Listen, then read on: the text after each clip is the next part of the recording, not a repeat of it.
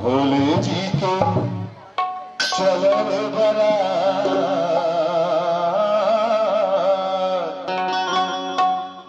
भोले जी के चलन बरा बाजर हुंजीले के साथ के नंदी भैया नाच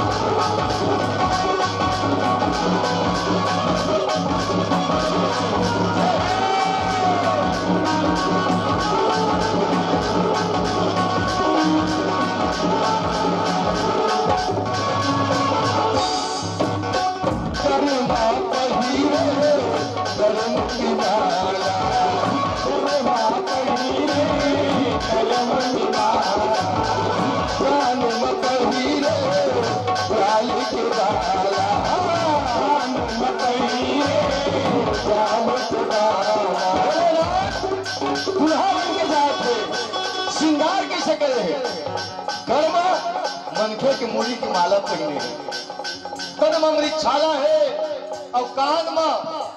प्यार सा पाते ना एक गीता वाले अंधियारिया जोड़ी तिखर बाला पहने और जनेऊ काक पहने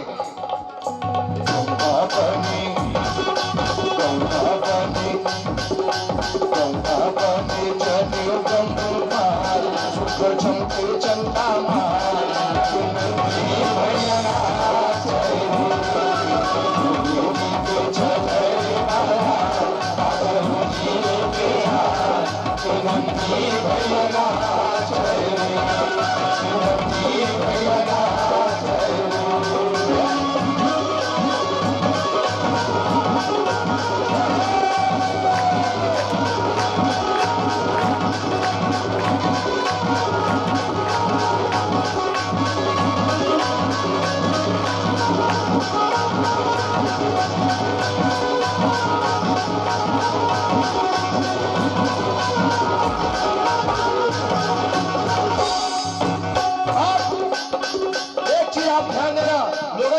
जिसका कोई नहीं उसका खुदा है यारो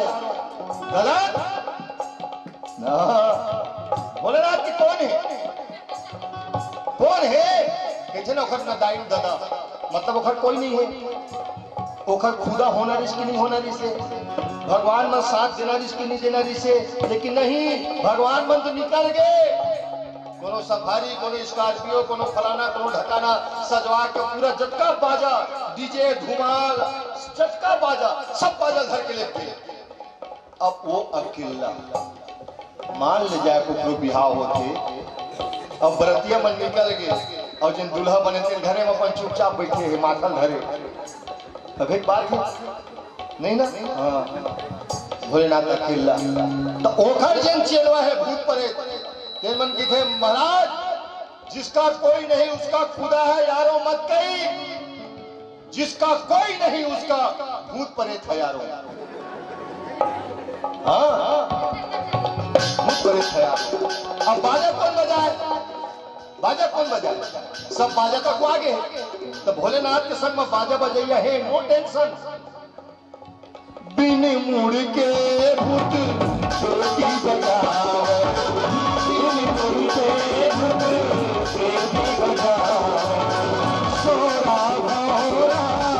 राग मिलावे सोरा भौरा राग मिलावे भोलेनाथ के बरात में भोलेनाथ के संग में जे बाजा बजैया है पेटी बजैया या पेटी के मूड नहीं है काबर दुर्घटना मरे ना होगा। अब मान ले जाए मैं पेटी बजाता हूँ, ये नेशनल हाईवे में कहूँ मैं जाता हूँ और दुर्घटना मर गया कहूँ मुड़ी कटा गई, और मैं हीरा लाल कहूँ भूत बन के पकड़ ले 10 नहवन के दिन पीपर पान धर के बोलो वहीं तो मैं तो नहीं भाई मैं फन्नू बजा गया उसी कहा से चटरहट पूरा मन का और पेटी बजा तो इसे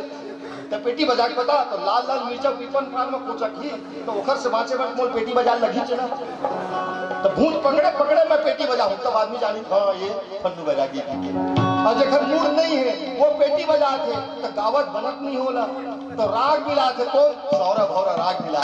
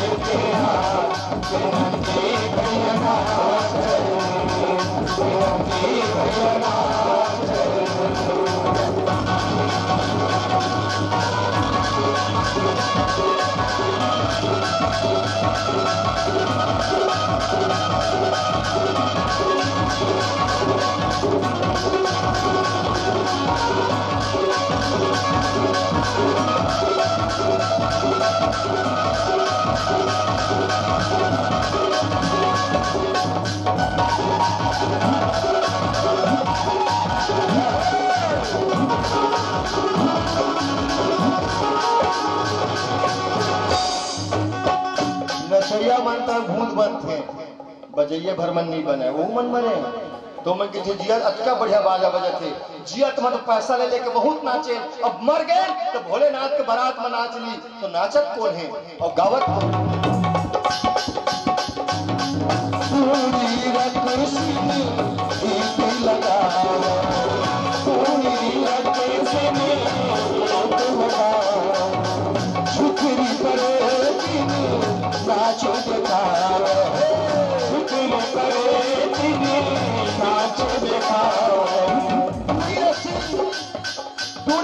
गाने गा थे और परेती नाचा थे। अब सवाल ये पैदा होते कि नोट कौन घुमाए,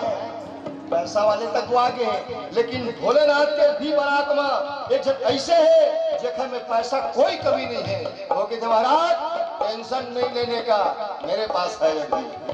कौन